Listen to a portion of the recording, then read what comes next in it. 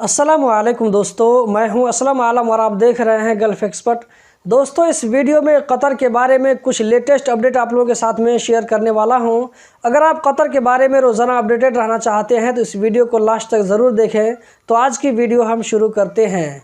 2-3 दिन पहले मैंने बताया था कि वादिल बनात और मिसैमिर में जो वकूद का स्टेशन है जहां पर गाड़ी का टेक्निकल इंस्पेक्शन होता है, वहां पर 1 जून से अपॉइंटमेंट लेकर के जाना होगा। लेकिन वकूद का जो एप्लीकेशन है, इससे अपॉइंटमेंट लेने में कुछ दिक्कत हो रही है, प्रॉब्लम हो रहा है।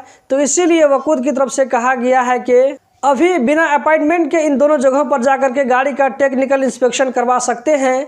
जल्द ही इस प्रॉब्लम को ठीक कर लिया जाएगा। प्रॉब्लम के ठीक होने के बाद में फिर से अपॉइंटमेंट लेकर के जाना होगा। कतर में वर्ल्ड कप को ऑर्गेनाइज करने वाले कमेटी ने कहा है कि जिन लोगों ने फीफा वर्ल्ड कप के टिकट का पैसा अभी तक पे नहीं किया है, वो लोग 15 जून से पहले टिकट का पैसा पे करके टिकट को कंफर्म कर लें। चाहे वो कतर के अंदर रहने वाले हों या ये कि कतर से बाहर रहने वाले हों, 15 जून के बाद ये टिकट कैंसिल भी किए जा सकते हैं। जिस लिंक के जरिए टिकट का पैसा पे करना होगा, वो लिंक आपको स्क्रीन पर नज़र आ रहा होगा। लेबर मिनिस्ट्री ने ट्विटर अकाउंट के जरिए बताया है कि 2 रिक्रूटमेंट ऑफिसेस को यानी 2 मैन पावर को बंद कर दिया गया है।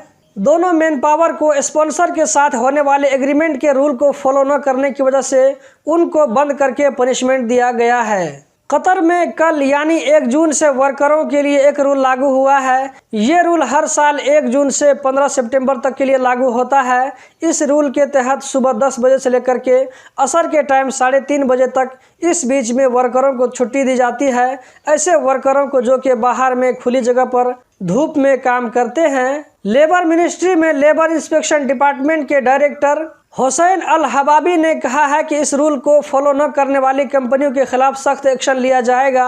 सिचुएशन को देखते हुए वर्क साइट को भी बंद किया जा सकता है। अगर आपकी भी कंपनी इस रूल को फॉलो नहीं करती है, गर्मी और धूप में दिन भर काम कराती है, तो आप लेबर मिनिस्ट्री को कंप्लेन कर सकते हैं। इसके खिलाफ सख्त कार्रवाई की जाएगी। दोस्तों, आपको स्क्रीन पर उन विनरों का नाम नज़र आ रहा होगा जिन्होंने रमज़ान के महीने में औकाफ के क्विज कंपटीशन में हिस्सा लिया था और वो विनर बने थे। अलशर्क ने इन लोगों से अपील की है कि ये लोग एडिटर इन चीफ के सेक्रेटरीट से कांटेक्ट करके अपना प्राइज हासिल करें।